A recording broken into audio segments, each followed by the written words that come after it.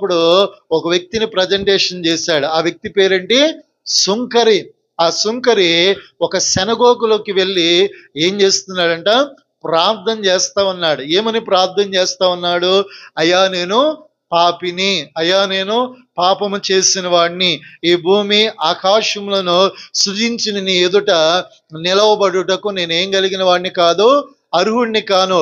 ఆకాశం అయ్యో వైపు కనులెత్తుటకు కూడా నాకేం లేదంటున్నాడు, అర్హత లేదయ్యా అని తన పాపమును ఒప్పుకుంటూ అతడు ఏం చేస్తున్నాడంట? ఆ సెనగోగులో, దేవుని మందిరములో అతడు ఏం చేస్తున్నాడు? ప్రార్థన చేస్తున్నాడు. అదే ప్రాంతములో ఇంకొక వ్యక్తి ఉన్నాడు. ఆ వ్యక్తి పేరేంటి? పరిసయ్యుడు. అతడు అయ్యో మంచి స్థాయి కలిగిన వాడు, ధనం కలిగిన వాడు. అతనికి ఉన్నటువంటి లక్షణం ఏంటంటే, అతనికున్న కొత్తిమీర పుదీనాలోంది దేవునికి ఏమిస్తున్నాడంట? దశమ భాగం ఇస్తున్నాడు. వారమునకు అయ్యో కొన్ని దినాలు అతడు ఏమై ఉంటున్నాడంట? ఉపవాసం ఉంటున్నాడు. నిష్ట కలిగిన వాడే, అయ్యో నిష్ఠాభక్తి కలిగిన వాడే. కానీ అతడేమని ప్రార్థన చేస్తున్నాడంటే, ఈ సుంకరి పాపములు ఒప్పుకుంటూ ఆకాశము నీ సింహాసనము కదా, దాని వైపు ఎత్తుటకు కూడా నాకు అర్హత లేదని ఏడుస్తుంటే, ఈ పరిసయ్యుడు ఏమంటున్నాడంటే, అయ్యా ఇదిగో ఈ సుంకరి వలె నేను పాపిని.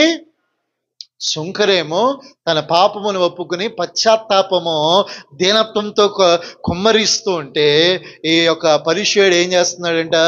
ఈ సుంకరిని వేలెత్తి చూపిస్తున్నాడు. అంటే తనకంటే అయ్యో తక్కువ వాడైన వాడిని, అలాగే తనకంటే అయ్యో పాపముతో కన్నీటితో కన్నీరు గాలుస్తున్న ఆ వ్యక్తి వైపు ఏం చూపిస్తున్నాడంట? వేలు చూపిస్తున్నాడు. కానీ వారిరువురిలో దేవుడు ఎవరిని నీతిమంతుడిని చేస్తాడు? సుంకరిని. ఎందుకు? తన పాపములను ఒప్పుకున్నాడు. తన జీవితాన్ని ఏం చేసుకున్నాడంట? సరి చేసుకున్నాడు. దేవుని కృపను అతడు ఏం చేసుకున్నాడంట? పొందుకోగలిగాడు.